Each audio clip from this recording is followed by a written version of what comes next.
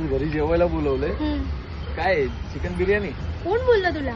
अरे मस्त कोंबडी वडे आणि त्याच्यासोबत चिकन आणि मच्छी पण आहे आणि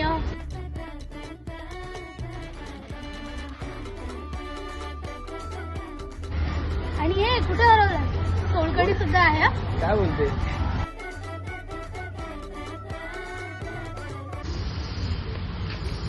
बघ कसं मर बोला ना. काय म्हटता नीट बोला. काय म्हणतो सॉरी सॉरी सॉरी. तू?